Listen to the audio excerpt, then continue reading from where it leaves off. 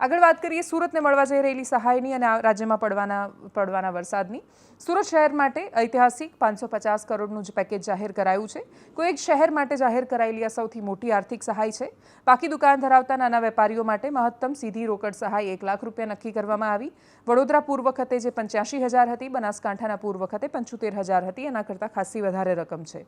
અમરેલીનું પૂર જે 2015માં આવ્યું એ વખતે પાકા દુકાનદારોને 55,000 સુધીની સહાય મળી હતી। એની સરખામણીએ 3 ગણી સહાય છે। સુરતના લારી ગલ્લા અને રેકડી ધારકો માટે પણ સહાય વધારીને 7500 કરવામાં આવી છે। સુરતના વેપારીઓના પુનઃવસન માટે 30 લાખ રૂપિયા સુધીની મોટી લોન જાહેર કરાઈ છે અને આ લોન પર એમણે 3 વર્ષ માટે ઇન્શોર્ટ સરકાર 30 લાખ રૂપિયા આપશે, જેના પર એમણે કોઈ જ વ્યાજ આપવાનું નથી। મફતમાં 30 લાખ મળશે તમને, 3 વર્ષના અંતે પાછા આપી દેવાના છે।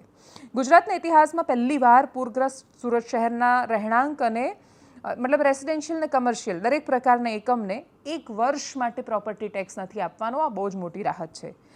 બનાસકાંઠાનું 2017નું પેકેજ આમ જોવા જઈએ તો આંકડાની દ્રષ્ટિએ સૌથી મોટું હતું, 1500 કરોડનું, પણ એ આખા જિલ્લાની ખેતી અને જમીન ધોવાણ બધા માટે વહેંચાયેલું હતું।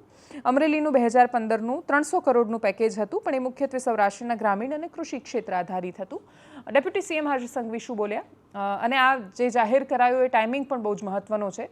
સુરતથી ખૂબ મોટા નેતાઓ આવે છે, એટલે કેન્દ્રીય મંત્રી CR પાટીલનું એ સુરત છે, હર્ષ સંઘવીનું સુરત છે, પ્રફુલ્લ પાનશેરિયાનું સુરત છે, એટલે સુરતની પાસે સત્તાનું કેન્દ્ર સ્થાન પણ છે। પણ જાહેર કરવાનો સમય ટાઈમિંગ પણ બહુ જ મહત્વનો છે, કેમ કે આજે દાદાનો હેપી બર્થડે છે। સીએમ ભૂપેન્દ્ર પટેલનો આજે જન્મદિવસ છે અને એ દિવસે આ જાહેર કરવામાં આવ્યું છે। ડેપ્યુટી સીએમ હર્ષ સંઘવી શું બોલ્યા, સાંભળીએ એમને। એક ખૂબ મહત્વનો નિર્ણય એ રાજ્યની ભારતીય જનતા પાર્ટીની ભૂપેન્દ્રભાઈ પટેલની સરકાર દ્વારા આજે લેવામાં આવ્યો છે।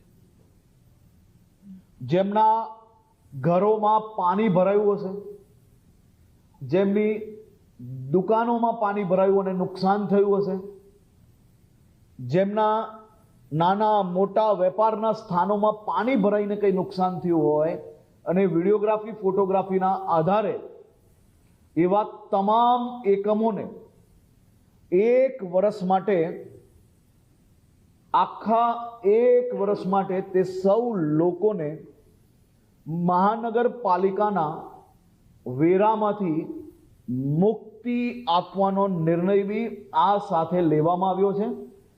આજ સુધીનો સૌથી મોટું પેકેજ એ મહાનગરપાલિકા કે કોઈ બી વિસ્તારમાં વરસાદ આવ્યો હોય ને નુકસાન થયું હોય તો એમાં આદરણીય મુખ્યમંત્રી શ્રી ભૂપેન્દ્રભાઈ પટેલ દ્વારા આ નિર્ણય લેવામાં આવ્યો છે। આ પેકેજ સહાયમાં જે કોઈ લારી કે રેકડી ચલાવતા હોય અને જેમને લારી કે રેકડીમાં નુકસાન થયું હોય એવા લોકોને 7500 રૂપિયાની સહાય કરવાનું નક્કી કરવામાં આવ્યું છે।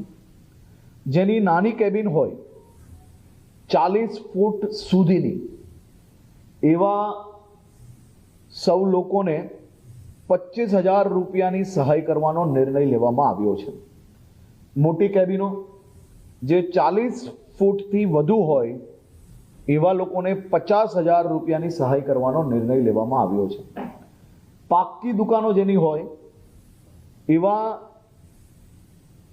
સૌ લોકોને 1 લાખ રૂપિયાની સહાય આ છેલ્લા 3 મહિનામાં જે લોકોએ GST રિટર્ન ભર્યું હશે એની કોઈ મર્યાદા નથી, પરંતુ જે GST રિટર્ન ભરતું હોય એવા લોકોને પાકી દુકાનમાં 1 લાખ રૂપિયાની સહાય આપવામાં આવશે।